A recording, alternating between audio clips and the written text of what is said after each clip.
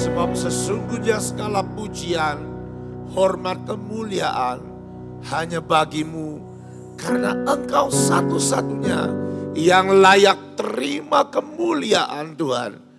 Terpujilah namamu Tuhan. Hari ini sampaikan apapun yang Kau mau sampaikan. Katakan apapun yang Kau mau katakan. Engkau bebas untuk berbicara Tuhan. Semua yang asalnya dari pikiran akal manusia ditundukkan, dibatalkan demi nama Tuhan Yesus. Tidak bisa disampaikan malam ini. Hanya yang dari Engkau saja. Dan biar setiap anak-anak-Mu menerima yang terbaik yang dari Engkau Tuhan. Terpujilah namamu demi nama Tuhan Yesus. Dan semua yang percaya katakan amin. Silakan duduk Bapak Ibu Saudara sekalian. Shalom. Selamat datang buat yang dari luar kota. Selamat bergabung yang sedang streaming. Yang streaming di rumah, pakai baju yang rapi. Ibu-ibu jangan pakai daster. Bapak-bapak jangan pakai kaos singlet. Hormati hadirat Tuhan. Saudara, hari ini kita akan berbicara tentang kata kunci. Saudara, kata kunci dalam bahasa Ibrani itu punya arti kata a cornerstone, batu penjuru. Saudara, kita hari ini akan menerima dan memeteraikan 7 kunci yang Tuhan sudah beri buat kita. Tapi hari ini kita belajar dulu apa itu kunci. Mari buka Alkitab saudara di 1 Petrus 2 ayat yang pertama sampai ayat yang ke-10. 1 Petrus 2 ayat yang pertama sampai ayat yang sampai 10. Karena itu buanglah segala kejahatan, segala tipu muslihat. Tadi judul perikopnya apa saudara? Yesus batu penjuru. Segala macam kemunafikan, kedengkian dan fitnah. Dan jadilah sama seperti bayi yang baru lahir. Yang selalu ingin akan air susu yang murni dan yang rohani. Supaya olehnya kamu bertumbuh dan beroleh keselamatan. Jika kamu benar-benar telah mengecap kebaikan Tuhan dan datanglah kepadanya. Batu yang hidup itu yang memang dibuang oleh manusia, tetapi yang dipilih dan dihormati di hadirat Allah. Dan biarlah kamu juga dipergunakan sebagai batu hidup untuk pembangunan rumah rohani bagi suatu imamat yang kudus, yang mempersembahkan persembahan rohani yang karena Yesus Kristus berkenan kepada Allah. Sebab ada tertulis dalam kitab suci, sesungguhnya aku meletakkan Sion di sebuah batu yang terpilih, sebuah batu penjuru yang mahal, dan siapa yang percaya kepadanya tidak akan dipermalukan.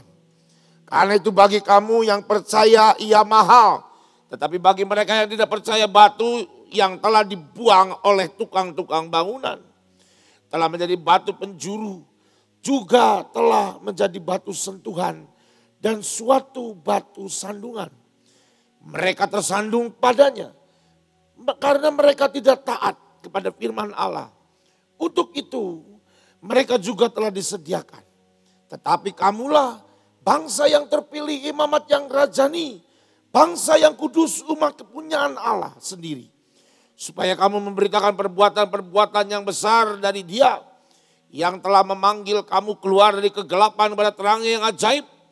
Kamu yang dahulu bukan umat Allah, tetapi yang sekarang telah menjadi umatnya.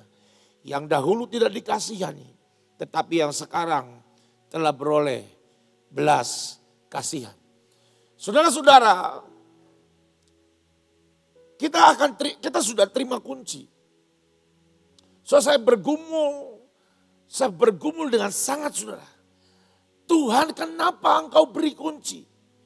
Kenapa engkau beri 7 kunci yang dari 7 sidang jemaat di Turki. Kenapa Tuhan? Saudara, benar-benar saya berdoa dan tanya Tuhan. Saya berjuang untuk cari apa yang Tuhan mau dengan 7 kunci ini, saudara. Saudara, satu hari saya komunikasi dengan salah satu hamba Tuhan yang setiap sebulan sekali ngajar di Zoom class meeting yang kami adakan oleh Big Miracle Church, saudara. Dia telepon hampir 1 jam, saudara. Dan dia bicara, saya punya pewahyuan tentang kunci. Saya langsung bilang, oke, kalau gitu di Zoom class Anda harus bicara, Anda harus sampaikan. Dan dia menangkap dengan sukacita. By the way, dia juga minta kuncinya, kita kirim juga, saudara. Dan ada satu yang dia sampaikan yang menarik di hati saya. Dan dia katakan kunci itu punya arti kata sama dengan batu penjuru. Dan saudara, ada firman Tuhan berkata gini, dan kamu juga harus menjadi batu itu. Tadi kita baca barusan. Saya mulai tangkap, saudara.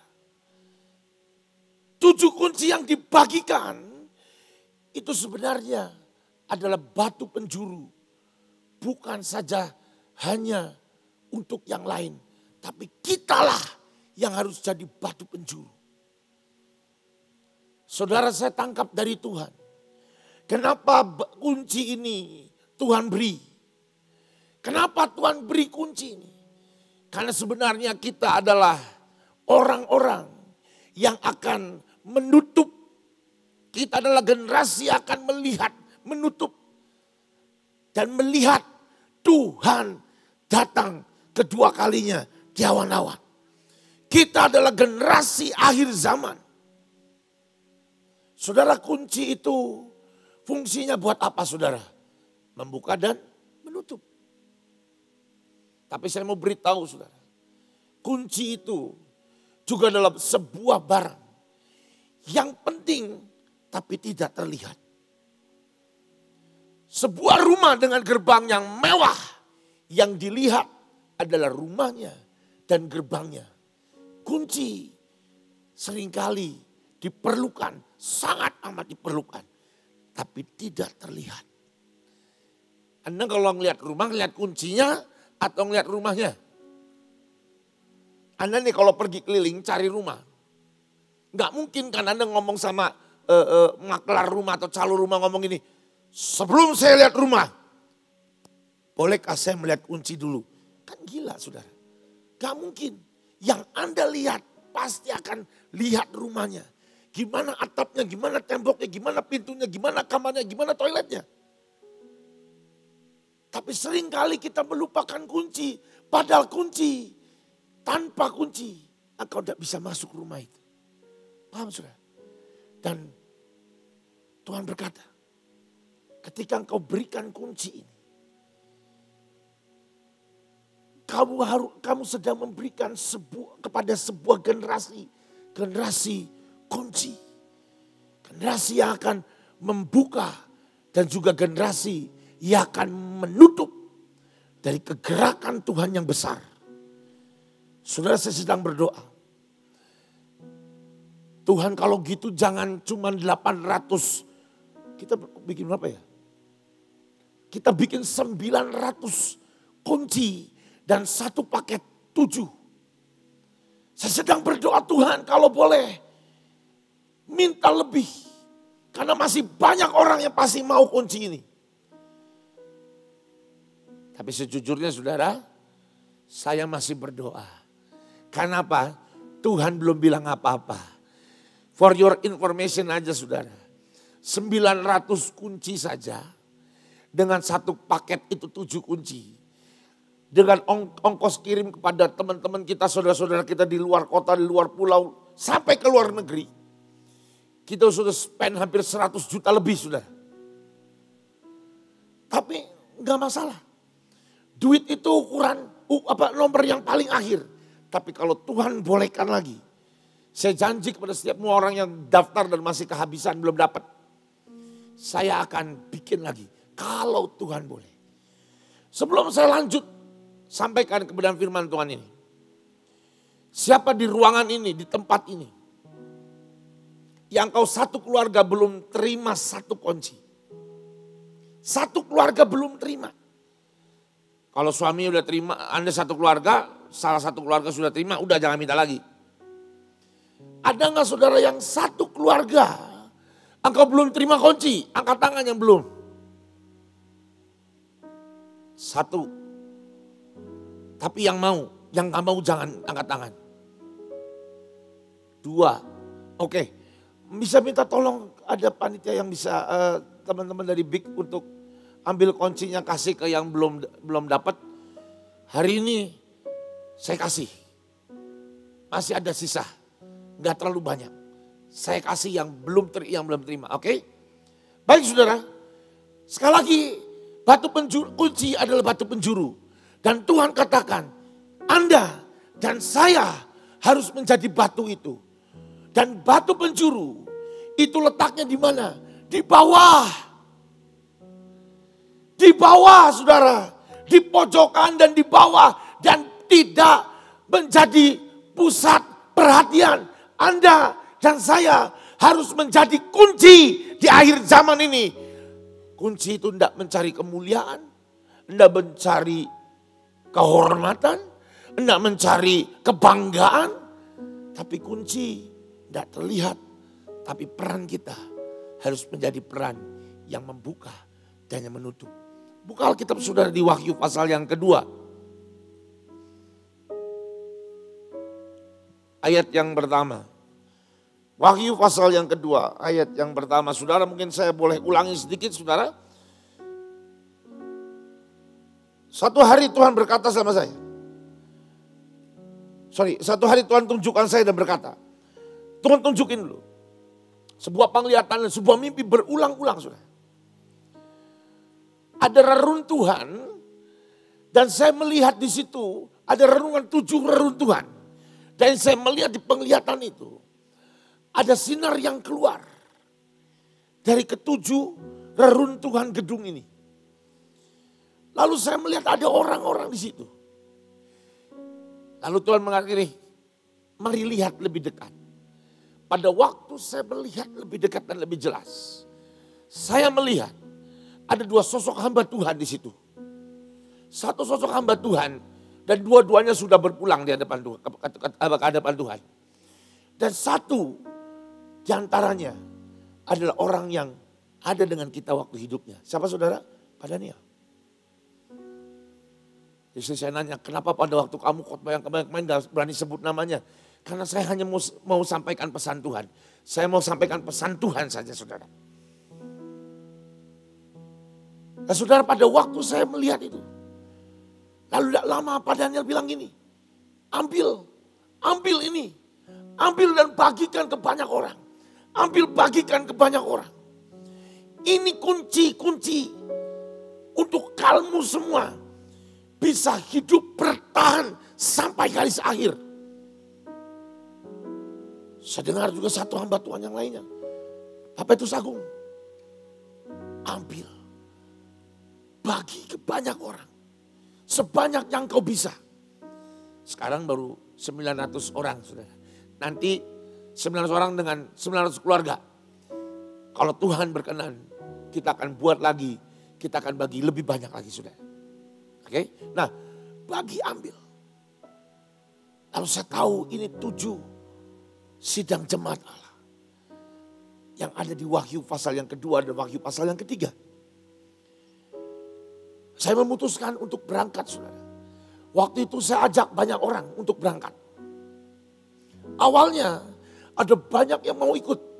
Rupanya mau ikut karena sebelum pandemi jarang keluar. Sebelum pandemi sering keluar-keluar. Karena pandemi terpenjara. Nggak bisa keluar-keluar saudara. Pada waktu tawaran itu semangat. Hampir 10 orang berkata, aku ikut. Saya senang saudara. Minimal ada 10 orang yang menemani saya. Dan ketika saya beritahu, Pulang kita akan mengalami karantina 8 hari di hotel. Tidak bisa kemana-mana, hanya di dalam kamar. Semua rontok sudah. Semuanya rontok, gak jadi ikut. Tapi karena Tuhan yang berkata, Tuhan yang berikan penglihatan, Tuhan yang berkata pergi ambil. Saya tidak peduli dengan karantina mau berapa hari pun. Saya ambil, mau sendiri, mau gak peduli. Saya ambil kesempatan, saya berangkat. Waktu di Turki saudara, saya berpikir seperti ini. Saya harus ambil sebuah barang sebagai tanda profetik. Saya berpikir saya akan buat koin emas dengan diberikan nama seperti ini saudara. Dengan diberikan nama sidang jemaat yang ada. Efesus, Tiatira, Sardis dan lain-lainnya. Tapi pada waktu saya mau bikin, saya bikin koin emas. Dan itu mahal sekali saudara. Lebih mahal berkali lipat dari di Indonesia. Kalau di Indonesia bisa cuma 2-3 juta, di sana bisa 6 juta satu. Tapi saya tidak peduli. Toh Tuhan sudah siapkan dananya. Saya tidak peduli, saya akan biar saya beli. Tapi tiba-tiba Tuhan ngomong ini. Jangan, nanti dulu. Nanti ada waktunya. Saya pergi ke sidang jemaat yang pertama. Enggak urut dengan Alkitab saudara. Kalau nggak salah yang pertama itu adalah Pergamon atau Pergamus. Saya ke sana, tiba-tiba ada satu anak kecil. Bawa kalau nggak salah 5 kunci saudara. Kuncinya sebesar ini. Bawa 5 kunci saudara. Dan dia nawarin saya. Dan saya bilang, dan Tuhan bilang dalam hati saya, ini ambil satu, beli satu. Nanti kamu akan dapat di tempat lain. Saya pikir sebelum Tuhan ngomong nanti akan ada lagi. Saya pikir ada 4. Saya mau ambil semua. Kenapa? Di tempat lain belum tentu ada. Setahu saya Tuhan bilang ambil yang ini, bentuk ini. Saya ambil. Saya bayar, saya foto, saya tulis Pergamon. Tanda profetik Pergamon. Saya ambil. Saya pergi ke sidang jemaat yang lainnya. Dan aneh, di setiap tempat ada ibu-ibu, ada bapak-bapak, ada anak-anak kecil yang lain. Dan bawa kunci yang hampir semua sama. Saudara. Bentuknya aja beda. Datang dan tawarin. Dan Tuhan bilang ambil yang ini. Tuhan yang tunjukkan satu persatu. Saudara. Sampai lokal guide yang nemenin saya. Dia ngomong, gak pernah ada selama saya menjadi lokal guide. Ada orang yang jual kunci seperti ini. Pada waktu di Pergamus saudara. Pada waktu saya ambil satu. Tuhan udah ngomong nanti ada lagi kunci. Saya cerita sama dia. Nanti pasti akan ada orang yang datang ke saya. Dan tawarkan kunci-kunci. Dia ketawa, gak ada. Ini itu adanya di pasar seni. Gak ada di reruntuhan 7 sidang jemaat, gak ada. Saya bilang, nanti kita lihat, pasti ada. Pada waktu di 1 ada, 2 ada, 3 ada, 4 ada. Di Philadelphia, dia datang ke saya. Now I know, saya tahu sekarang. Engkau bukan orang sembarangan. Saya bilang iya, saya hamba Tuhan. Saya pengikut Yesus. Saya anaknya Yesus. Lalu saya bilang, kamu harus terima Yesus. Kalau kamu hidupmu mau diberkati. Kalau kamu mau berubah, kau harus terima Yesus. Gak usah pindah agama. Yang penting kamu percaya Yesus. Di akhir dia mau didoakan saudara. Dan singkat cerita 7-7-nya terkumpul saudara. Terkumpul semuanya. Sampai ketika saya pulang di Indonesia. Pada waktu Zoom kelas saudara. Tiba-tiba Tuhan bilang gini. Kunci itu kan bisa diduplikat. Dan duplikatnya juga sama bisa buka pintu. Aku tahu artinya apa. Saya umumkan kita akan bikin kuncinya. lalu kita akan bagikan. Saudara, sebagian besar Anda sudah memiliki kunci itu. Dan kita mau belajar hari ini, sekali lagi saudara, bahwa kita akan memakai kunci itu. Dan kunci ini adalah kunci untuk kita bergerak di akhir zaman. Mari buka Alkitab Wahyu pasal yang kedua. Ayat yang pertama, tuliskanlah kepada malaikat jemaat di Efesus. Ialah firman dari dia yang memegang ketujuh bintang itu di tangan kanannya dan berjalan di antara ketujuh kaki median emas itu. Aku tahu segala pekerjaanmu, baik jerih payahmu maupun ketekunanmu. Aku tahu bahwa engkau tidak dapat sabar terhadap orang yang jahat. Bahwa engkau telah mencobai mereka yang menyebut dirinya rasul, tetapi yang sebenarnya tidak demikian. Bahwa engkau telah mendapati mereka pendusta dan engkau tetap sabar dan menderita oleh karena namaku, dan engkau tidak mengenal lelah. Kunci yang pertama untuk membuka sebuah kekuatan saudara. Sebuah kekuatan, sebuah urapan untuk Anda bisa membedakan mana yang benar, mana yang dari Tuhan, dan mana yang bukan dari Tuhan.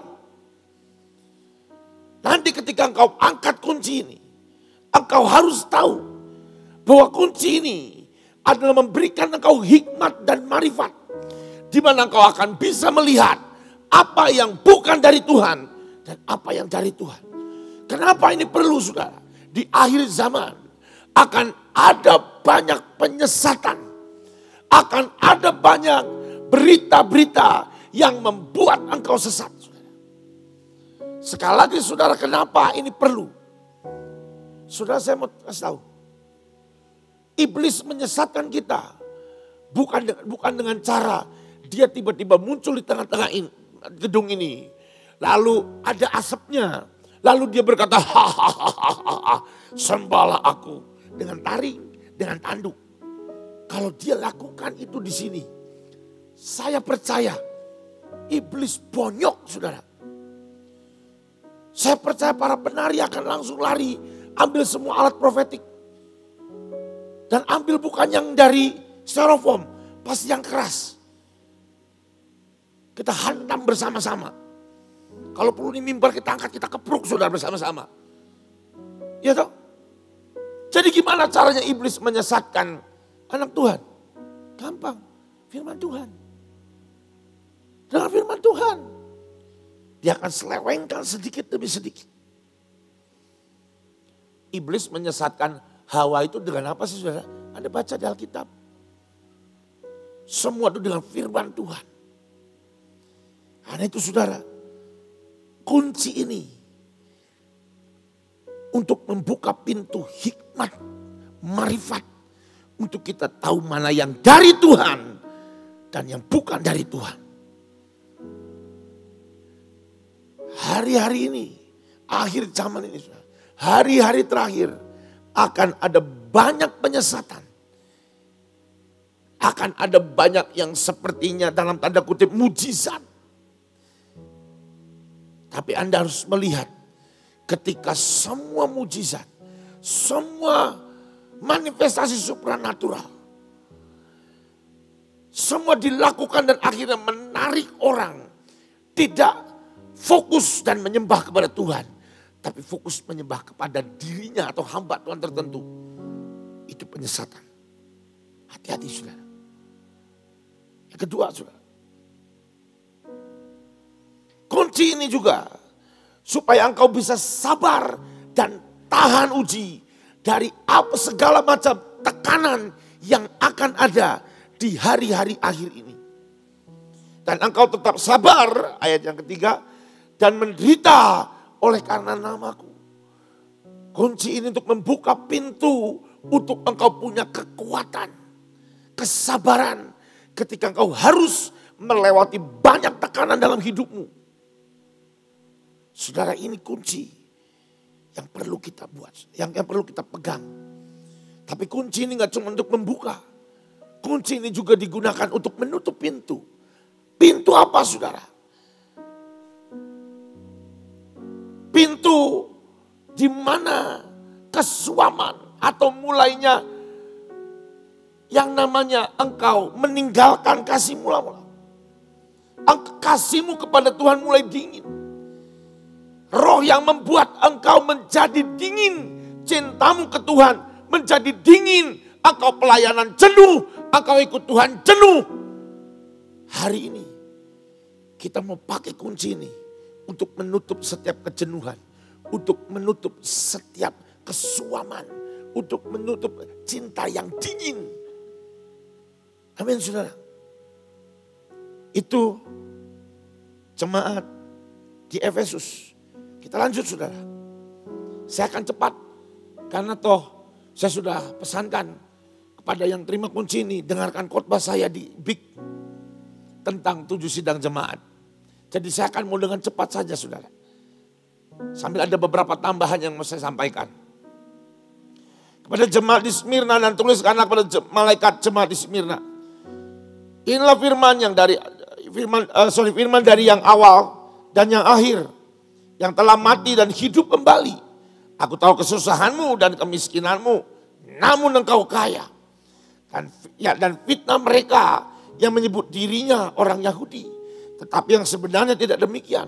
Sebaliknya mereka adalah jemaah iblis. Jangan takut terhadap apa yang harus engkau derita. Sesungguhnya iblis akan melemparkan beberapa dari antaramu ke dalam penjara supaya kamu dicobai. Dan kamu akan beroleh kesusahan selama 10 hari. Hendaklah engkau setia sampai mati. Dan aku akan mengaruniakan kepadamu mahkota kehidupan. Ini kunci untuk engkau membuka kembali kekuatan untuk engkau mengalami penderitaan. Dan engkau kunci untuk membuka kesetiaan. Setia sampai garis akhir. Saudara, untuk setia dengan apa yang menjadi panggilan kita bukan perkara mudah. Hari Kamis kemarin dan beberapa hari Minggu yang lalu sudah di Big, saya cerita tentang satu hamba Tuhan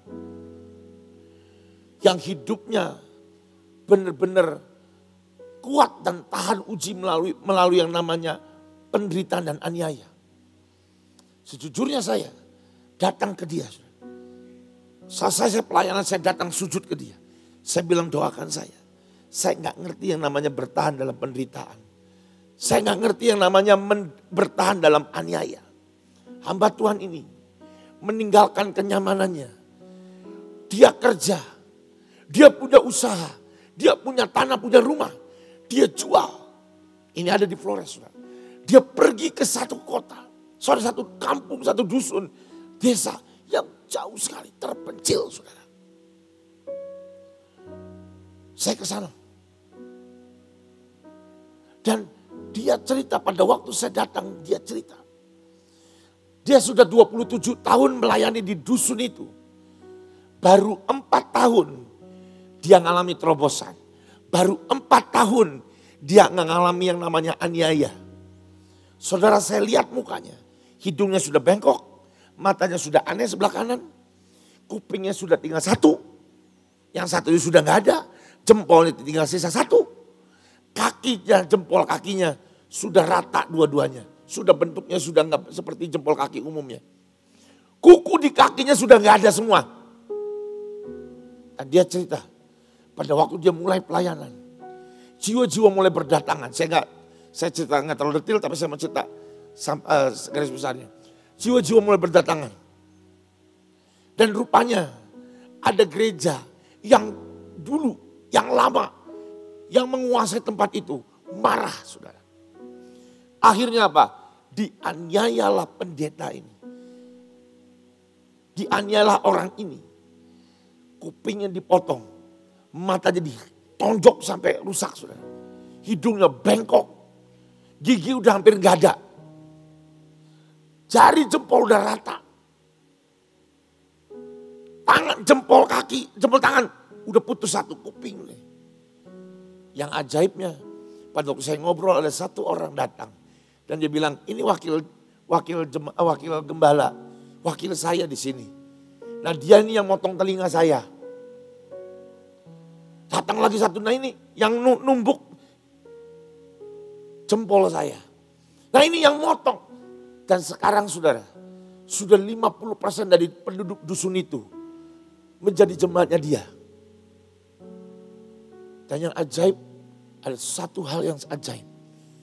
Saya bilang gini, mari Pak Pendeta, ikut saya ke Jawa.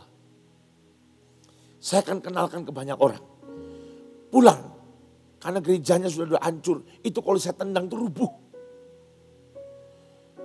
Nanti bawa uang dari Jawa. Bangun gerejamu. Tahu saudara apa yang dia bilang? Aku tidak mau tinggalkan dusun ini sedetik pun. Dia tunjukkan, Pak Pendeta Johan, lihat itu. Itu ada satu tanah yang sudah saya tembok. Itu kuburan saya. Nanti saya mati di situ. Saya tidak mau tinggalkan satu detik pun. Saya mau tetap di sini. Karena Tuhan tidak bilang apa-apa. Saya mau layani. Tahu saudara?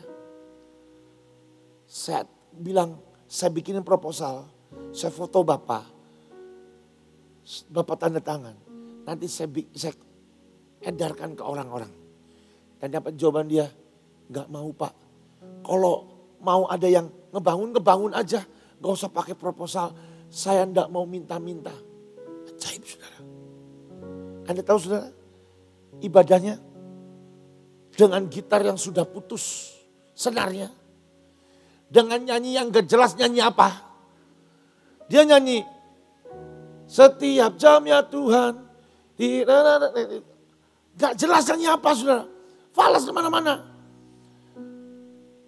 Gak ada drum, adanya kahun. Suaranya kalau dipukul, sember kemana-mana. Anda tahu saudara, dia nangis sambil nyanyi itu. Dan yang bikin merinding, saya toleh ke belakang. Jemaatnya banyak sekali yang nangis. Dan hadirat Tuhan sangat kuat.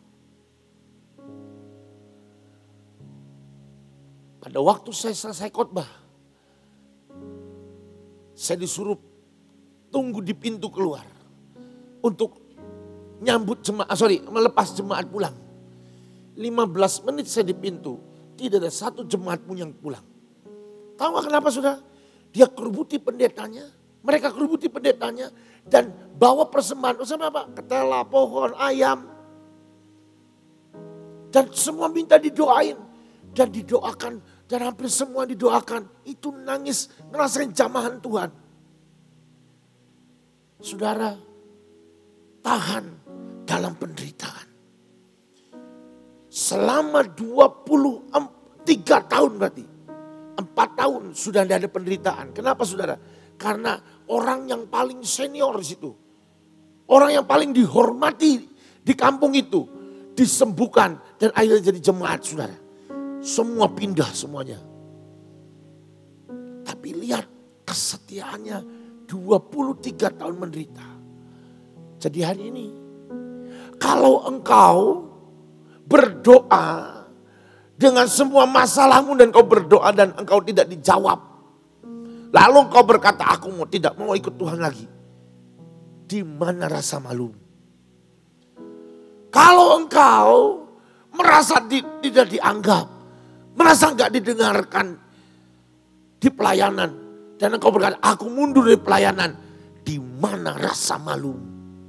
Ada satu orang yang mengalami penderitaan dengan sedemikian rupa.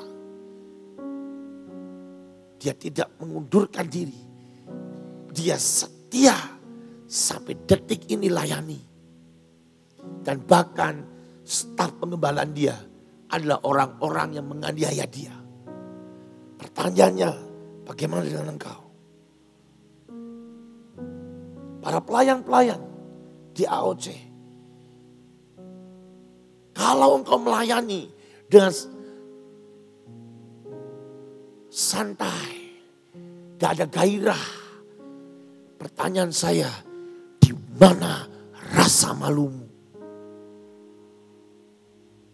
Kalau engkau mundur dari pelayananmu dengan alasan studi sekolahmu, alasan keluargamu, alasan orang tuamu, alasan anakmu. Dan engkau mundurkan diri. Pertanyaan saya, di mana rasa malumu? Ada satu hamba Tuhan, 23 tahun harus menderita. Dan dia tidak tinggalkan pelayanan 1 detik pun. Dia punya ratusan ribuan alasan yang tidak terbantahkan dia bisa tinggalkan Tuhan. Dan tinggalkan pelayanan. Tapi tidak dia lakukan. Hari ini kalau kita beralasan untuk kau tinggalkan apapun yang menjadi tugasmu di hadapan Tuhan. Di mana rasa malumu? Minimal saudara. Saya bilang minimal. Kita AOC. Baik yang streaming. Maunya enggak. Yang ada di sini. Kita punya tanggung jawab untuk doa pagi jam 5. Dan kalau engkau berkata aku ngantuk, aku capek, aku jenuh, aku bosan. Doa pagi gitu aja. Dan engkau akhirnya berkata, udahlah seminggu sekali aja.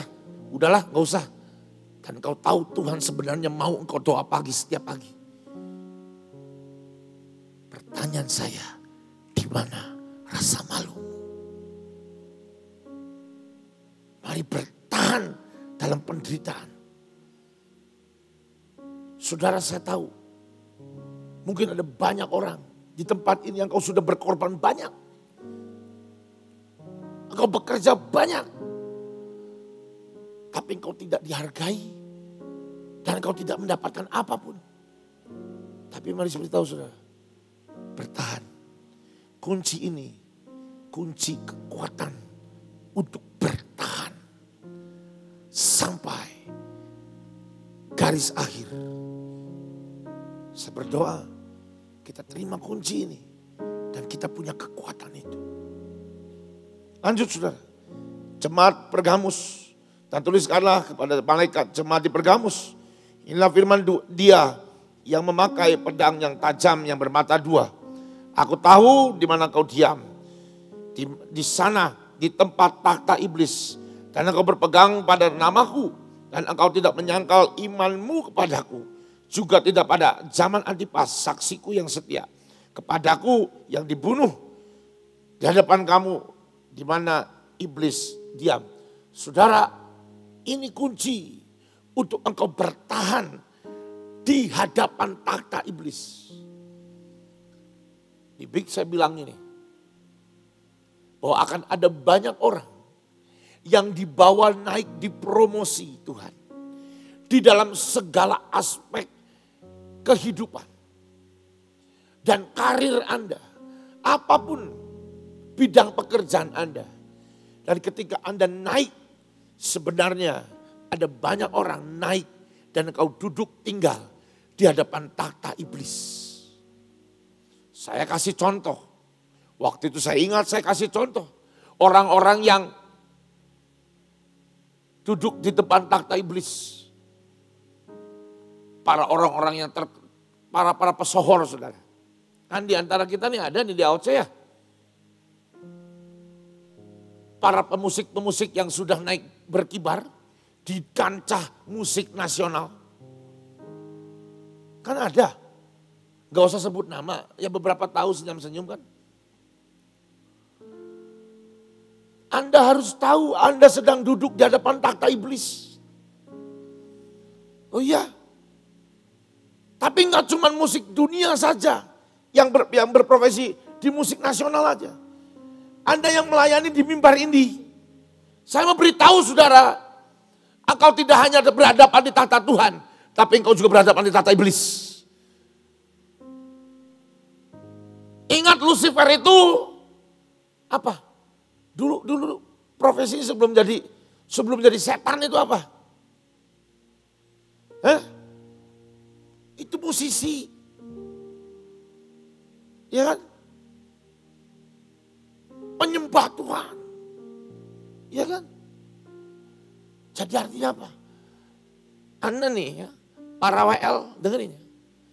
Singer, pemain musik. Anda sedang bermain di areal yang dulu Lucifer pernah berjaya.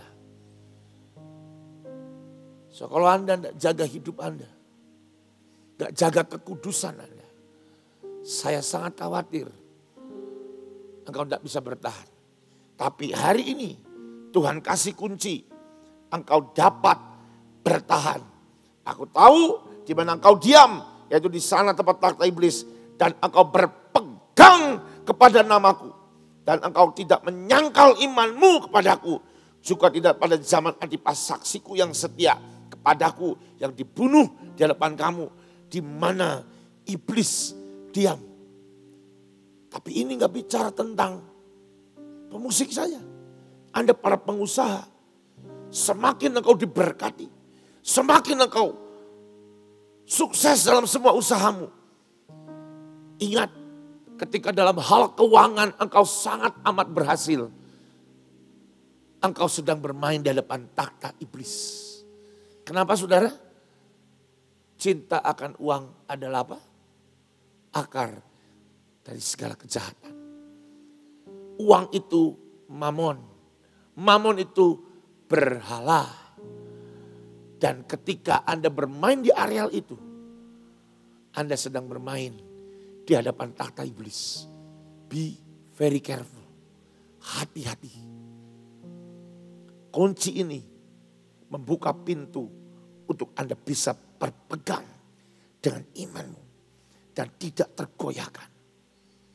Amin saudara. Dan kunci ini juga untuk menutup apa? Setiap tawaran dosa dari takhta iblis. Jadi para musisi-musisi, para pengusaha-pengusaha, yang engkau bermain di takhta iblis, bukan arti iblis akan datang dengan seram dan membunuh Anda. Enggak. Dia akan memberikan tawaran-tawaran yang menggiurkan. Oh, saya ini tahu saudara. Saya ini cukup gaul saudara. Ngerti. Banyak musisi yang jatuh dalam dosa. Dosa apa saudara? Perzinahan. Itu tawaran dosa. Hati-hati. Hati-hati. Jangan sampai kau jatuh. Pegang kunci ini. Ini bukan kunci jimat. Tapi ketika kau melihat kunci ini. Dan kau berkata, aku buka pintu supaya aku bisa kuat. Dan aku tutup pintu dari setiap tawaran iblis. Amin saudara. Sekali lagi kunci ini bukan jimat. Ketika Anda pegang kunci ini, tiba-tiba jatuh ke tempat sampah. Ambil aja, bersihin gampang. Nggak usah ngerasa, aduh gua terkutuk, Enggak. Ini namanya nggak sengaja. Nggak akan Anda tiba-tiba kena geledek. Hanya karena kuncinya jatuh ke tempat sampah. Tenang aja. Tidak akan. Ini hanya benda profetik yang mengingatkan Anda bahwa Anda punya kunci-kunci ini. Amin saudara. Lanjut. Jemaat Tiatira, dan tuliskanlah kepada malaikat jemaat di Tiatira. Inilah firman anak Allah yang matanya bagaikan nyala api dan kakinya bagaikan tembaga. Aku tahu segala pekerjaanmu, baik kasihmu maupun imanmu, baik pelayananmu maupun ketekunanmu. Aku tahu bahwa segala pekerjaanmu yang terakhir lebih banyak daripada yang pertama. Kunci ini adalah untuk engkau membuka kekuatan, untuk engkau bekerja selalu menghasilkan lebih. Setiap hari engkau akan increase, never decrease. Engkau akan terus naik, menghasilkan yang lebih. Dan kunci ini adalah kunci di mana engkau bisa mendapatkan karunia untuk engkau bisa tekun dengan apapun yang Tuhan percayakan untuk engkau kerjakan. Pegang ini. Kalau kau butuh buka, katakan angkat, aku buka pintu ketekunan. Aku buka saat ini pintu pelipat kali gandaan. Aku akan menghasilkan lebih dan lebih. Amin saudara. Dan kunci ini juga untuk menutup roh Isabel.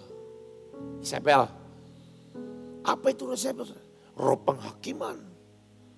Roh tuntutan kematian. Tutup saudara. Amin saudara. Lanjut saudara. Pasal yang ketiga. Saya akan cepat saja. Karena poin yang terakhir saya akan lebih lama. Karena poin yang terakhir penting sekali. Kepada jemaat di Sardis dan tuliskanlah kepada malaikat jemaat di Sardis, inilah firman Dia yang memiliki ketujuh roh Allah dan tujuh bintang itu. Aku tahu segala pekerjaanmu, engkau dikatakan hidup, padahal engkau mati. Bangunlah, kuatkanlah apa yang masih tinggal, yang sudah hampir mati. Sebab tidak satu pun pekerjaanmu aku dapati sempurna di hadapan Allahku. Kunci ini untuk membuka roh kebangkitan. Kunci ini untuk membuka roh kebangkitan. Hari-hari ini saudara, kalau kau rasakan rohku sepertinya suam, rohku kayaknya udah mati nih, gak bisa rasakan Tuhan lagi, angkat kunci ini dan buka, dan akan ada roh kebangkitan yang memenuhi hidupmu dan kau tidak mati lagi.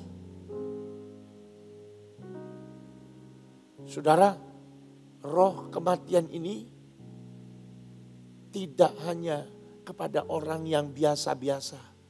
Yang saya takutkan, roh kematian ini sedang melanda banyak para pelayan Tuhan, anak-anak Tuhan. Engkau kelihatannya nari, kelihatannya main musik, kelihatannya khotbah, kelihatannya jadi singer, jadi WL, kelihatannya hidup. Jangan-jangan di dalammu mati. Dan kunci ini, engkau membuka roh kebangkitan turun atas hidupmu.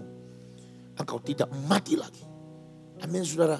Dan engkau menutup roh kematian tidak lagi berkuasa atas hidupmu. Saudara, kalau saya bilang hidup dan mati, bukan perkara hidup dan mati, hidup dan mati. Tapi ini secara roh. Karena hari-hari akhir ini iblis akan coba untuk bunuh, bukan fisik, tapi bunuh rohmu.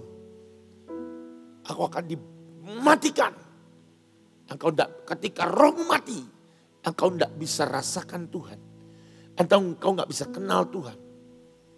Oh, kelihatannya engkau memperdalam Alkitab, belajar Alkitab banyak, tapi jangan-jangan di dalammu mati. Kelihatannya engkau teriak-teriak nyembah Tuhan, di dalammu mati.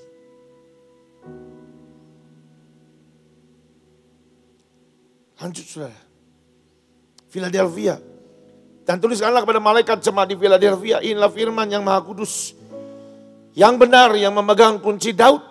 Apabila yang membuka tidak ada yang dapat menutup, apabila yang menutup tidak ada yang dapat membuka.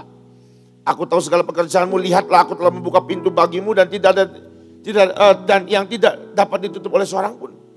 Aku tahu bahwa kekuatanmu tidak seberapa, namun engkau menuruti firmanku dan engkau tidak menyangkal namaku. Kunci ini adalah kunci Daud. Engkau membuka apapun saudara yang kau mau. Lawatan, pemulihan, kelimpahan, kesembuhan. Buka, engkau akan lihat ini terjadi. Dan engkau harus membuka semua yang terbaik yang dari Tuhan. Dan itu akan dicurahkan. Tapi ada satu hal, cara untuk membukanya. Saudara, lihat ayat ini, ayat yang ke-8. Aku tahu bahwa kekuatanmu tidak seberapa. Engkau harus ada di sebuah titik di mana engkau punya kesadaran penuh bahwa engkau tidak punya kekuatan yang besar. Engkau harus ngerti dan engkau sampai di sebuah titik kesadaran bahwa engkau bukan siapa-siapa dan engkau ini lemah. Di situ kunci itu bekerja. Semua yang kau buka terbuka. Amin saudara. Yang terakhir, saya akan ambil waktu lebih lama di sini saudara. Karena Laodikia adalah jemaat yang paling akhir. Dari semua garis waktu, Laodikia adalah jemaat yang terakhir. Jemaat dari semua yang sudah runtuh, ini jemaat yang paling akhir. Pada waktu saya pergi ke sana, saya diberitahu Laodikia adalah tempat kota. Itu kota yang sangat makmur. Kota yang kaya. Di situ ada perdagangan obat. Besar kotanya. Gerejanya juga mewah dan besar. Ini kota yang benar-benar makmur, kaya, sejahtera. Mari kita lihat saudara. Dan tuliskanlah kepada malaikat jemaat di Laodikia, inilah firman dari Amin, saksi yang setia dan benar. Permulaan dari ciptaan Allah. Aku tahu segala pekerjaanmu. Engkau tidak dingin dan tidak panas. Alangkah baiknya jika engkau ini dingin atau panas. Jadi karena engkau suam-suam kuku dan tidak dingin atau panas, aku akan memuntahkan engkau dari mulutku. Karena engkau berkata, aku kaya dan aku telah memperkayakan diriku dan aku tidak kekurangan apa-apa. Dan karena engkau tidak tahu bahwa engkau melarat dan malang, miskin, buta, dan telanjang. Saudara, saya mau tekankan di jemaat Laodikia. Kenapa? Karena ini yang akan terjadi dalam waktu dekat di depan. Saudara. Kenapa? Saya berdoa. Bulan ini saya pengasingan. Di pengasingan Tuhan ngomong gini. Akan tiba masanya. Aku harus melimpahkan berkat dalam hal keuangan ke anak-anakku. Saya tidak bicara masalah berkat, damai sejahtera, sukacita, kesehatan, keluarga yang harmonis. Ya, itu berkat. Tapi Tuhan jelas berkata, sudah akan tiba dengan sangat cepat. Aku melimpahkan kepada anak-anakku berkat materi keuangan yang berlimpah. Pada waktu Tuhan ngomong gitu, saya teriak pertama kali, amin. Setelah amin, saya mikir. Lalu saya tanya, Tuhan tunggu, ada sesuatu yang mengganjal. Pada waktu bulan Juni, Juli, engkau bicara. Pada waktu aku berdoa, engkau bicara. Hati-hati, bulan Agustus kita akan masuk masa kegelapan. Engkau bicara Tuhan. Agustus, September, Oktober, November, Desember, dan sampai entah kapan kita masuk masa kegelapan. Saya punya otak berpikir bahwa masa kegelapan itu akan mengerikan. Penyakit di mana-mana, COVID merajalela, semakin banyak orang yang mati pada waktu bulan Juli, ya kan? Varian Delta. Saya bilang, nah ini kejadian nih. Tahu saudara? Agustus, September, apa yang terjadi? Kasusnya menurun. Sampai hari ini ada, tapi seperti hilang. Seperti hilang. Ini sama kejadian seperti di Jepang. Tiba-tiba turunnya, bep, seperti hilang. Gak ada, ada sih. Tapi semakin landai dan seperti gak kerasa. Lalu saya bilang sama Tuhan, katanya masa kegelapan. Kalau Anda tahu sudah perekonomian di Indonesia, kita sudah lepas dari inflasi. Negara lain masih berjuang, kita udah lepas sudah. Sejujurnya saudara, di masalah finansial juga di negeri ini semakin membaik. Getting better. Saya ngomong, lah katanya masa kegelapan. Lalu Tuhan bilang gini, kamu harus tahu, masa kegelapan yang paling mengerikan adalah masa anak-anak Tuhan menjadi sangat nyaman. Saya baru paham saudara. Lalu Tuhan bilang gini, iblis akan diam, membiarkan dan tidak mengadakan goncangan apapun. Dengan tujuan anak Tuhan menjadi sangat santai. Berpikir gak ada apa-apa. Anda lihat saudara, angka yang doa pagi aja di streaming di YouTube. Pada waktu varian Delta menggila, naik saudara. Pada waktu semuanya melandai. Turun, saudara. Turun. Berarti ada orang-orang pada waktu ada ancaman mengerikan berdoa kenceng. Pada waktu santai enggak ada yang doa. Ada sih. Maksud saya adalah berkurang yang doa. Santai semuanya. Kalau ke depan Tuhan melimpahkan banyak berkat, terutama berkat finansial. Apa yang terjadi dengan orang-orang yang karakternya belum siap, wadahnya belum siap? Tadi Hans bilang tentang wadah. Apa yang terjadi, saudara? Apa yang terjadi kalau yang jadi tema bulan ini glory and honor terjadi buat hidup kita? Kita dapat kemuliaan, dapat kita kehormatan. Tapi engkau tidak punya karakter hati hamba. Jadi sombong semuanya. Apa yang terjadi ketika Tuhan melimpahkan keuangan dengan berlimpah? Kalau engkau masih punya karakter tamak. Apa yang terjadi, saudara? Sampai Tuhan ngomong gini. Di gereja, di Big, kamu buat pengajaran berseri tentang financial journey. Sudah ketiga, saudara. 1, 2, dan 3. Ada mau dengar? Cari di YouTube-nya Big Miracle Church. Cari baru sampai ketiga dan semua 3 ini masih dasar. Nanti ada yang keempat, kelima, sampai ke-7. Itu baru yang lebih rumit, saudara. Tapi yang saya mau kembali, kalau Tuhan melimpahkan, kalau karaktermu belum siap gimana? Dan ketika engkau diberi kekayaan, engkau menjadi nyaman. Dan engkau akhirnya berhenti untuk bergerak. Engkau akhirnya menjadi, ngapain ke gereja? Saudara, yang paling mengerikan hari-hari ini, orang dipancing untuk nyaman, tidak datang ibadah. Tapi di rumah, ibadah online, ditutupi dengan topeng, takut kena COVID. Serius, saudara? Ada yang kayak gitu.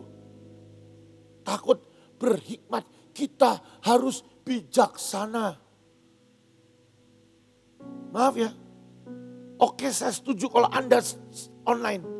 Tapi bisa nggak engkau ketika engkau ibadah online seperti engkau ibadah di tempat ini?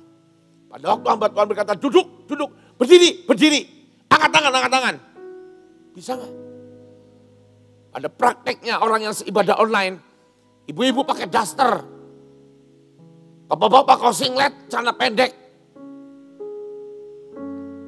Lo datang ibadah di tempat ini aja, masih ada beberapa yang ngantuk. Lalu ngambil permen, ngemut. Di rumah, nyaman. Bisa tidur. Sambil streaming di atas kasur. Kalau di gereja makan kacang dikit-dikit sembunyi sama asinan dan permen.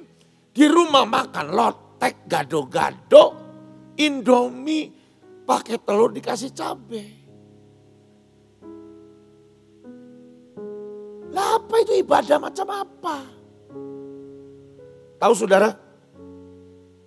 Angka jemaat Tuhan. Carilah gereja yang paling gede di Indonesia. Selama pandemi dan akhirnya sekarang sudah mulai ibadah tatap muka. Diperbolehkan. Tetap jumlahnya tidak naik. Bahkan jumlah minimal saja.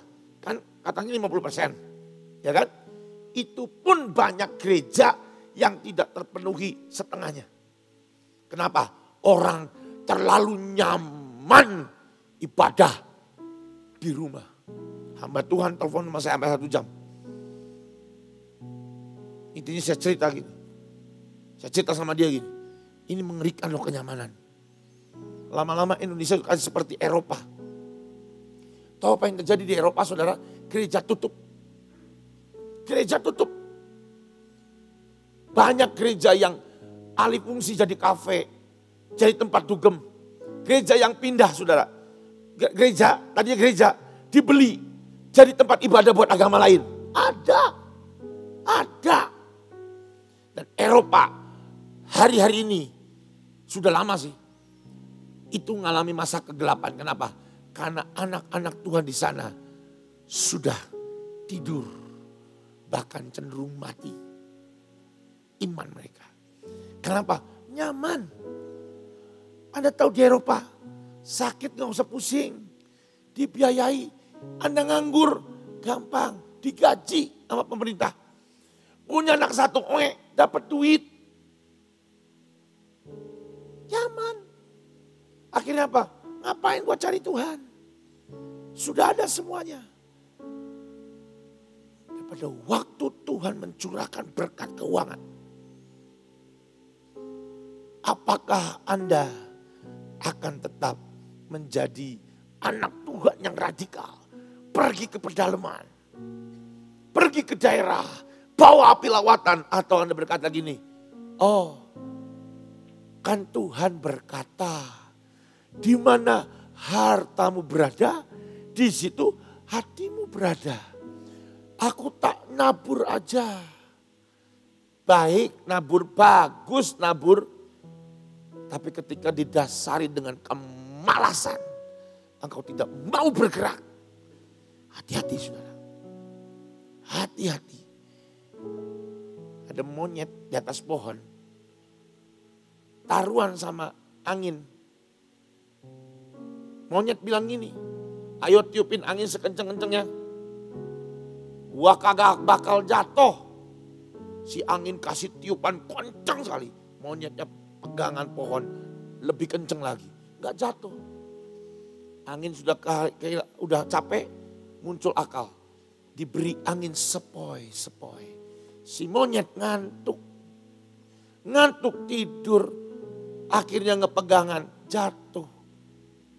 Kadang-kadang kenyamanan itu membuat kita jatuh. Jadi kalau Anda nyaman dengan apa yang Anda nikmati hari-hari ini. Dan Anda tidak bergerak dan ada tidur sama dengan.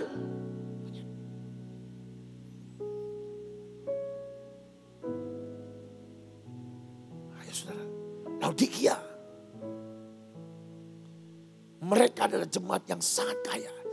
Jelas firman Tuhan berkata, engkau suam-suam kuku. Dan engkau berkata, aku kaya. Aku telah memperkayakan diriku. Dan aku tidak kekurangan apa-apa. Hati-hati saudara. Hati-hati. Ini akan terjadi. Laodikia adalah jemaat yang paling terakhir. Dan Laodikia itu akan terjadi dalam waktu yang sangat dekat di depan kita. Kalau yang 6 lainnya mungkin sedang terjadi dalam hidup kita. Mungkin hari-hari ini ada banyak dari Anda sedang menderita, ya toh?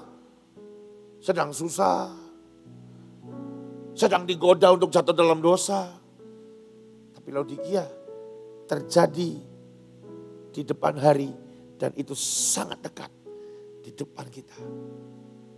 Saudara, Indonesia akan menjadi tuan rumah apa ya? WTO atau apa ya? Atau apa ya? Lupa saya. Yang kemarin Pak Jokowi itu ada. Itu dia akan jadi tuan rumahnya di sini. Anda tahu saudara, kenapa dipilih Indonesia? Karena Indonesia adalah negara yang paling seksi. Dengan sumber daya yang banyak sekali. Artinya ke depan investasi dan segala macam akan masuk ke Indonesia. Dan ketika itu masuk, Indonesia akan menjadi negara yang kaya. Sementara sumber daya alam di dunia lain sudah menipis, di Indonesia belum digarap dengan maksimal. Ketika itu masuk ke sini, udah pasti Indonesia akan menjadi negara yang sangat kaya. Kalau Indonesia sangat makmur, Anda dan saya juga akan menjadi orang yang makmur, berkelimpahan. Anda pikir itu indah, baik, enak? No. Kalau Anda tidak siap, itu akan menghancurkan Anda. Kalau Anda tidak siap, justru itu akan menghancurkan Anda dan saya. Semakin kita nyaman. Kalau sekarang tenang. Banyak yang masih menderita. Saya tahu ke muka-mukanya. Beberapa duitnya terbatas tuh. Karena duitnya terbatas masih teriak-teriak, Tuhan kirim berkat, kirim berkat. Nanti ketika Tuhan mengirimkan berkat, dia akan kirimkan berkat yang besar. Dan ketika berkat yang besar itu datang ke kita, tujuannya untuk apa? Mari saya beritahu. Pada waktu saya tanya Tuhan, kenapa dalam waktu dekat engkau curahkan berkat keuangan yang berkelimpahan? Dan Tuhan ngomong gini, mau tidak mau harus aku kerjakan. Karena aku mau melihat lawatan besar terjadi di Indonesia. Anda amin kan? Maksud Anda amin itu apa? Lawatannya. Ntar dulu. Aminnya itu apa? Lawatan besar, yes amin. Tapi Anda dan saya yang pegang kunci ini, yang harus membiayai lawatan. Anda yang pegang kunci ini. Kita semua, para kuncen-kuncen ini, harus membiayai lawatan. Tapi masalahnya, sekarang ngomong gampang. Kalau ditanya semua nanti kalau Tuhan kasih 10 miliar, apa yang kau akan lakukan? Aku akan gunakan 90% untuk kemuliaan Tuhan. Sekarang ngomong karena belum ada duitnya. Begitu ada duitnya, kebalik. Saya akan pakai 10% buat lawatan. 90% untuk memperkaya diri sendiri. Tapi hari ini saudara, Tuhan katakan, siap-siap, persiapkan karaktermu. Jangan sampai kau nyaman. Pada waktu doa pagi, saya dikasih lihat ada lembu-lembu yang membajak tanah. Kekar besar saudara. Kekar dan besar.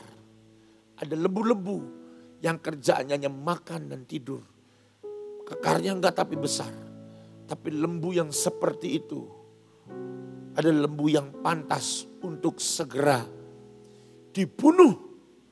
Ambil dagingnya, kirim ke saya. Saya masak jadi sapi asap saudara.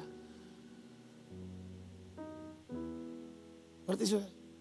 Tapi lembu-lembu yang kerja keras, yang membajak bergerak tanpa henti menjadi besar. Tapi akan dibiarkan hidup. Kenapa saudara? Karena akan terus membajak ladang pelayanan. Jadi kalau nanti suatu hari semuanya akan menjadi besar tapi masalahnya besar karena kerja atau besar karena kau makan tidur. Saya berdoa saudara hari ini tangkap ini. Para pelayan-pelayan di tempat ini, pelayan-pelayan AOC, bangkit.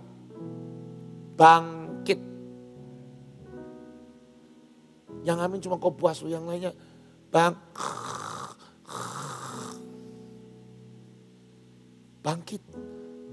mas, bangkit mbak. Ojo turu ae, jangan tidur aja, bangkit.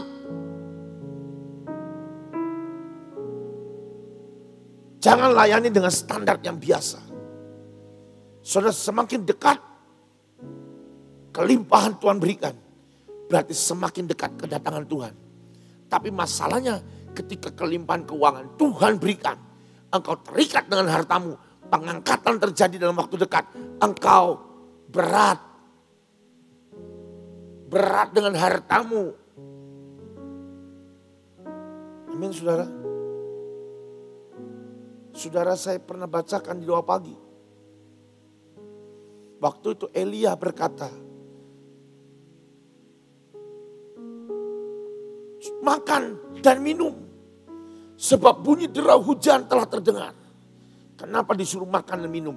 Supaya kuat menghadapi apa? Hujan. Apa itu hujan? Berkat. Loh, hadapi berkat kok harus kuat? Harus. Kalau enggak Anda akan ringsek. Anda akan gila. Anda akan terhilang. Karena itu Anda harus kuat. Wadahmu harus siap. Rohmu harus kuat. Karaktermu harus kuat. Dan kunci ini adalah kunci untuk supaya kau tidak terikat dengan apapun yang ada yang Tuhan mau berikan dalam bentuk keuangan.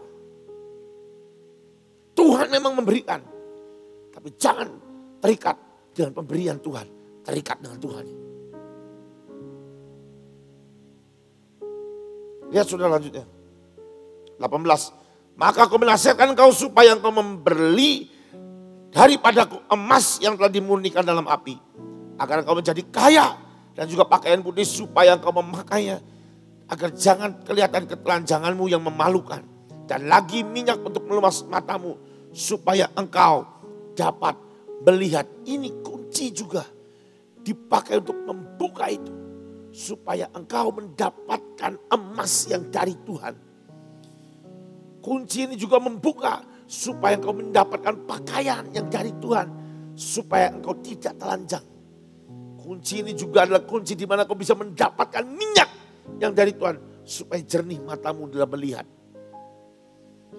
Saudara, saya berdoa saudara. Dalam hari-hari ke depan, Anda persiapkan karaktermu. Caranya gampang. Jangan terikat dengan uangmu. Hari ini belajar dengan uangmu yang gak seberapa hari-hari ini. Jangan terikat dengan itu. Hari Minggu kemarin saya ngajar tentang menabur saudara.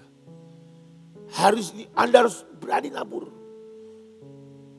Tapi orang gini. Waktu itu dibuka tanya jawab tentang pada waktu saya bahas tentang perpuluhan. Tapi pertanyaannya cenderung kepada bertanya. Kalau uang perpuluhan saya cuma sedikit gimana? Bukan jumlah. Perpuluhan itu dilihat dari penghasilanmu. Kasih aja.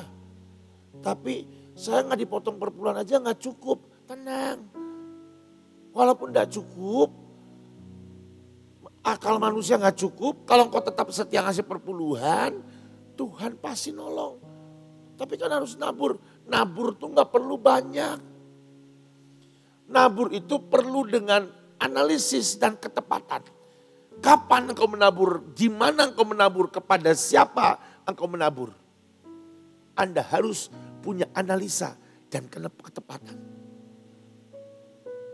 Saya mengajarkan ketika engkau menabur, engkau harus punya analisa yang tepat. Dan Anda punya kepekaan tanya Tuhan. Karena buat saya, mungkin bahasanya sepertinya gak terlalu bagus. Buat saya menabur adalah ketika kau menabur, Anda menabur pasti Anda menerima apa?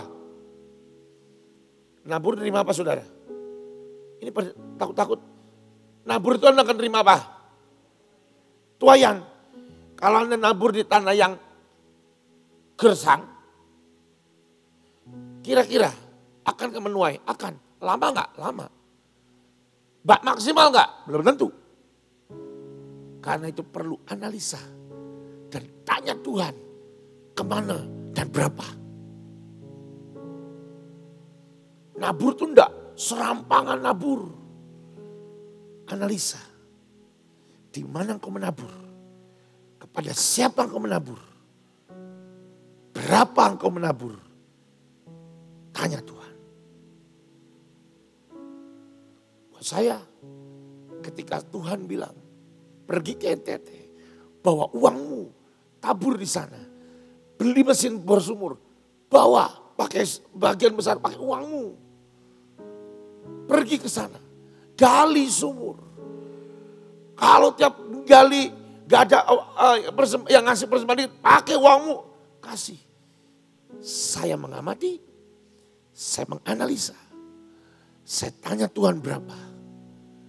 Saya menganalisa, saya bilang satu dusun kalau dapat diairi berarti ada ratusan kakak kepala keluarga yang ditolong. Satu kakak kalau ada 5 anggota keluarga, 5 kali 500 berapa? Dan berapa banyak hasilnya? Berapa besar artinya dalam pertolongan air itu? Saya menganalisa. Saya mengamati, saya tanya Tuhan berapa. Anda tahu saudara, di situ tanah yang subur dan saya memperoleh tuayan yang besar. di sana menuai, saya ikut menuai. Kenapa? Itu seperti tanda kutip ya, investasi. Jadi Anda menabur harus hati-hati. Oke, saya nggak bicara banyak, saudara. Nanti dengar sendiri stream di YouTube Big Miracle Church. Tapi yang saya mau katakan adalah, kenapa engkau harus nabur? Supaya engkau tidak terikat dengan uang. Dan puji Tuhan, walaupun beban, setiap tangga awal minggu, saya disuruh sharing tentang persembahan. Dan puji Tuhan, saudara, ketika saya harus sharing persembahan, artinya saya sebelum sharing, sebelum ngomong, saya harus lakuin dulu. Dan puji Tuhan, saya lakukan. Apa yang saya lakukan? Saya melihat hari-hari ini Tuhan berkati. Tuhan berikan tuayan. Dengan cara yang ajaib. Analisis. Amati. Tanya Tuhan. Berapa? Kemana? Kau beri. Amin, saudara. Mari saya undang saudara bangkit berdiri. Ambil kunci-kuncimu.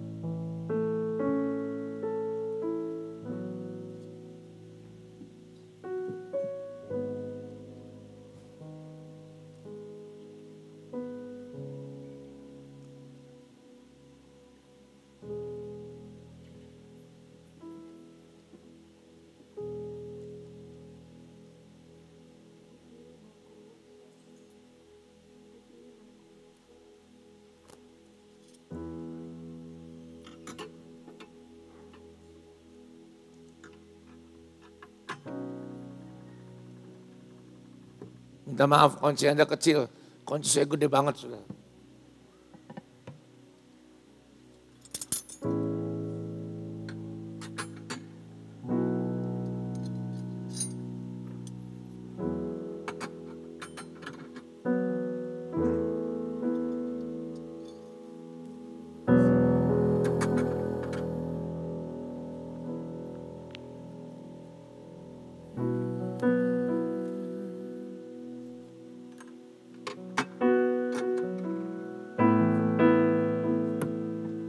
Saya undang semuanya bangkit berdiri.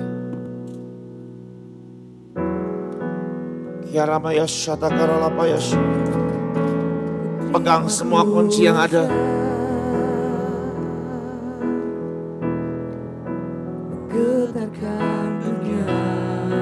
Nanti habis ibadah saya mau ketemu dengan orang-orang yang dari luar kota datang ke sini.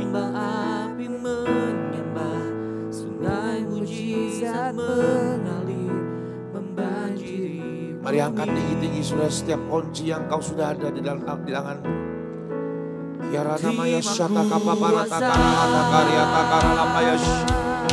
Tuhan, ya Tuhan. Ya ratakaya syata kaparata karalapaya syata karalapaya. Gelombang api menyembah, sungai mujizat mengalir, membanjiri bumi. Mari katakan lagi, ku terima kuasa. Ku terima kuasa. Dalam nama Tuhan Yesus hari ini, kami angkat setiap kunci ini. Kami akan kunci untuk membuka kekuatan, untuk kami bisa bekerja keras. Kekuatan untuk kami membedakan roh. Kekuatan untuk kami bertahan di dalam setiap tekanan.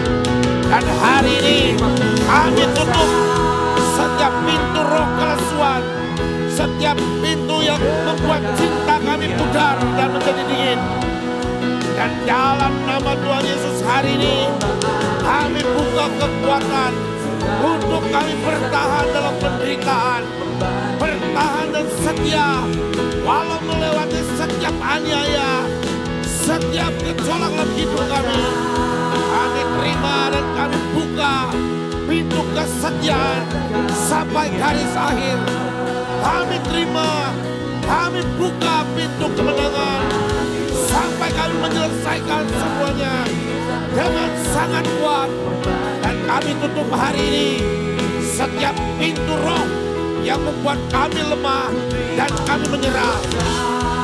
Dan Kami saat ini buka pintu bergangus kekuatan untuk berbautan kepada Tuhan kami. Sehingga di tempat di mana kuasa gelap ada, kami tidak akan tergoyahkan.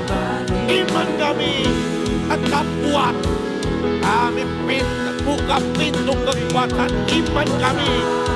Kami tutup saat ini pintu-pintu pengajaran sesat yang ingin menyesatkan dan menghancurkan iman kami. Kami saat ini buka pintu kasih dan iman yang kuat. Kami buka pintu kekuatan. Kami buka pintu kekuatan kemampuan untuk menghasilkan lebih banyak setiap waktu, lebih banyak di dalam hidup kami. Kami buka kekuatan untuk bertahan melawan setiap ajaran-ajaran kesesatan yang dihembuskan iblis di akhir zaman. Kami tutup pintu ajaran sesat dari Yezebel. Kami tutup pintu perzinahan roh dalam hidup kami. Kami saat ini buka pintu kebangkitan roh kami, kehidupan roh kami. Kami buka pintu pertobatan bagi hidup kami, supaya kami mudah bertobat dalam segala hal kesalahan yang dilakukan oleh kami sendiri Tuhan. Kami buka pintu kekudusan buat kami hidup dalam kekudusan. Dan kami mau katakan, kami tutup pintu kematian roh saat ini. Kami saat ini buka dengan fungsi Daud pintu keselamatan, pintu berkat, pintu keperkasaan, pintu kemenangan, pintu lawatan besar bagi dunia ini. Kami tutup semua pintu bencana, pintu kutuk, pintu kebinasaan. Kami berkatakan, apa yang kami buka saat ini tidak dapat ditutup oleh kuasa kegelapan. Dan apa yang kami tutup tidak dapat dibuka lagi. Kami hari ini buka pintu kelimpahan. Kami buka pintu pemulihan keuangan bagi kami. Kami buka pintu lawatan besar di bidang keuangan. Kami buka pintu emas yang dimurnikan.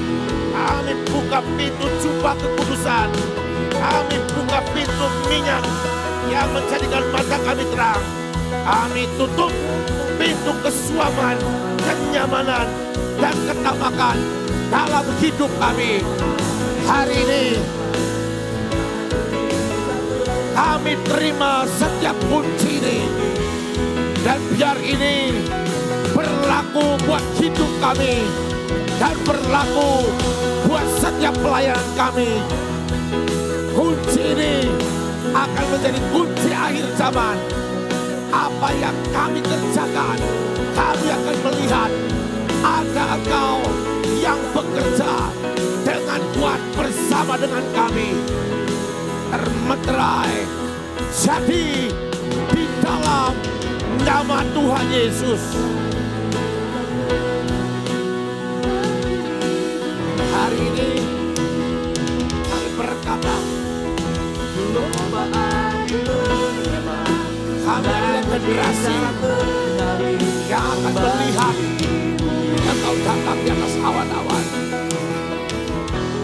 Kunci ini akan menjadi tanda pengingat buat kami bahwa kami adalah generasi yang terakhir yang akan melihat kemuliaan Tuhan dinyatakan atas bumi ini. Dan kami akan melihat Engkau datang di atas awan-awan. Dan kami akan bersama dengan Engkau sampai selama-lamanya. Semua yang percaya dan sudah menerima, katakan amin. Selamat malam, Tuhan Yesus memberkati.